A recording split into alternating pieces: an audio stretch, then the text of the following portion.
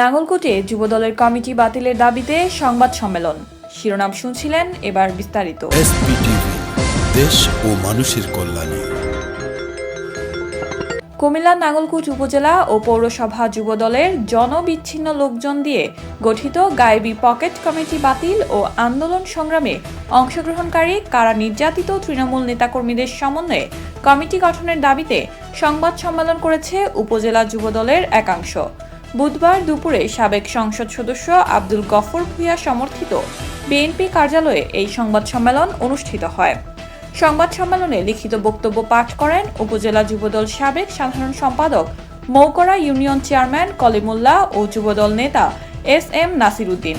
এ সময় উপস্থিত ছিলেন জোড্ডা পশ্চিম ইউনিয়ন চেয়ারম্যান জসিমউদ্দিন, যুবদল নেতা আশরাফুল আলম উজ্জ্বল, সেলিম জাহাঙ্গীর মন্টু, তারেকুল ইসলাম ভূঁইয়া, সাইফুল্লাহ, লোকমান হোসেন, নিজামুদ্দিন, সাইফুল ইসলাম, জামাল উদ্দিন স্বপন, নিজামুদ্দিন, শহীদুল ইসলাম, কাজী কামরুজ্জামান প্রমুখ।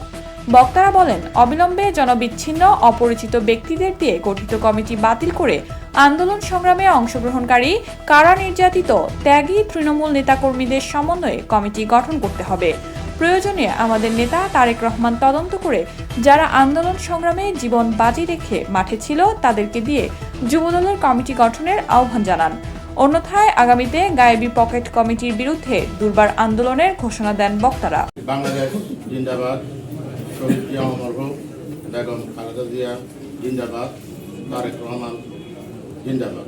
প্রিয় সাংবাদিক ভাইরা, নাঙ্গলকোট উপজেলা যুবদলের পকেট কমিটি বাদ দিয়ে তৃণমূলের নেতাকর্মীদের গ্রহণযোগ্য সদস্য নিয়ে কমিটি গঠন করার জন্য আহ্বান জানাচ্ছি। অচেনা অপরিচিত জনবিচ্ছিন্ন ব্যক্তিদের দিয়ে নাঙ্গলকোট উপজেলা যুবদলের কমিটি অবিলম্বে বাতিল করে তৃণমূলের জননন্দিত কারা নির্যাতিতদের সমন্বয়ে কমিটি গঠনের দাবিতে আমরা নাঙ্গলকোট উপজেলা যুবদল ও অঙ্গ সংগঠনের কারা নির্যাতিত আন্দোলন সংগ্রামে অংশগ্রহণকারী স্বৈরাচারী ফ্যাসিস্ট হাসিনার মামলা, হামলা, কারাবরণ, পুলিশি নির্যাতন, ছাত্রলীগের হ্যামলেট বাহিনীর নির্যাতন, নিপীড়ন ও গুম খুনকে উপেক্ষা করে রাজপথের প্রতিটি আন্দোলন সংগ্রামে অংশগ্রহণ করে সকল কর্মসূচি সুচারুভাবে বাস্তবায়ন করি। শুধু তাই নয়, জেলা ও বিভাগীয় প্রতিটি কর্মসূচিতে আমরা সরাসরি অংশগ্রহণ করি, যাহা আপনারা সামাজিক যোগাযোগ মাধ্যম ও প্রিন্ট মিডিয়া দেখতে পেয়েছেন। আমাদের প্রাণপ্রিয় ও দেশনেত্রী বেগম খালেদা জিয়াকে মিথ্যা মামলা দিয়ে কারাগারে পাঠিয়েছেন এবং তারুণ্যের অহংকার তারেক রহমানকে অসংখ্য মিথ্যা মামলা দিয়ে দেশে আসতে দেওয়া হয় নাই। প্রিয় সাংবাদিক ভাইয়েরা, অত্যন্ত দুঃখের বিষয়, আমরা যারা বিগত বছরগুলোতে প্রাণের মায়া না করে প্রতিটি আন্দোলন সংগ্রামে অংশগ্রহণ করে কর্মসূচি বাস্তবায়ন করি, আমাদেরকে না জানিয়ে হঠাৎ করে উপজেলা যুবদলের একটি কমিটি বিগত 12 বছর পর গত 22/5/2023 তারিখে ঘোষণা করা হয়। এই কমিটি ঘোষণার পর আজ পর্যন্ত কোনো ইউনিয়ন, ওয়ার্ড ও এলাকায় একটি প্রোগ্রামও করতে পারে নাই। সম্মেলন ব্যতীত ঘরে বসে অথবা চা দোকানে বসে শেখ সর্বোচ্চ অত্র উপজেলা কিছু ইউনিয়ন কমিটি ঘোষণা করে। আমরা জানি বিএনপির গঠনতন্ত্র এবং যুবদলের গঠনতন্ত্র অনুযায়ী কেন্দ্রীয় কমিটি দিবে জেলাকে, জেলা দিবে উপজেলাকে বা থানাকে এবং থানা কমিটি দিবে প্রতিটি ইউনিয়ন ওয়ার্ডকে। আমরা দেখতে পাই গঠনতন্ত্রের নিয়মকে উপেক্ষা করে কেন্দ্র থেকে একটি কমিটি আমাদের উপজেলা পর্যায়ে নাজিল করে দেওয়া হয়, যাহা তৃণমূলের নেতাকর্মীদের হৃদয়ে রক্তক্ষরণ ও ক্ষোভের সঞ্চার হয়। এই ক্ষোভের বই প্রকাশে বিগত দিনে এই কমিটির বিরুদ্ধে রাজপথে প্রতিবাদী মিছিল মিটিং হয়। আমরা আশা করেছিলাম অথবা ভেবেছিলাম এই কমিটি বিলুপ্ত করে তৃণমূলের মতামতকে প্রাধান্য দিয়ে একটি সুন্দর গ্রহণযোগ্য যুবদলের কমিটি গঠন করা হবে, কিন্তু অত্যন্ত পরিতাপের বিষয়, এতটি বছর অতিবাহিত হওয়ার পরও কেন্দ্রীয় যুবদল এবং জেলা যুবদল কোনো ধরনের পদক্ষেপ গ্রহণ করে নাই। আমরা ভেবেছিলাম 5 আগস্ট ফ্যাসিস্ট হাসিনার পতনের পরে একটি সুন্দর কমিটি উপহার পাব।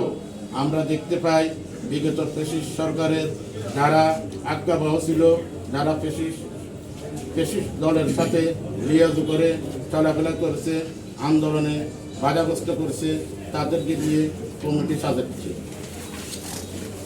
প্রিয় সাংবাদিক ভাইয়েরা, আপনাদের কাছে আজ আমাদের প্রাণের দাবি, আপনাদের মাধ্যমে জানাতে চাই অবিলম্বে অচেনা অপরিচিত জনবিচ্ছিন্ন ব্যক্তিদের দিয়ে যে কমিটি গঠন করা হয়েছে সেই কমিটি অবিলম্বে বাতিল করে তৃণমূলের জননন্দিত ও কারা নির্যাতিতদের সমন্বয়ে কর্মীবান্ধব নেতাদের দিয়ে একটি সুন্দর কমিটি উপহারের জন্য জোর দাবি জানাচ্ছি। যদি তা না হয় পরবর্তীতে আমরা কঠিন আন্দোলনের কর্মসূচি দিতে বাধ্য থাকিব। উল্লেখ্য যে 2018 সনের জাতীয় নির্বাচনের পূর্বে নাঙ্গলকোটের কথিত নেতা জনাব মোবাশ্বের আলম ভূঁইয়া দলের দুর্দিনে দল থেকে স্বেচ্ছায় পদত্যাগ করে শতভাগ নিষ্ক্রিয় হয়ে যান।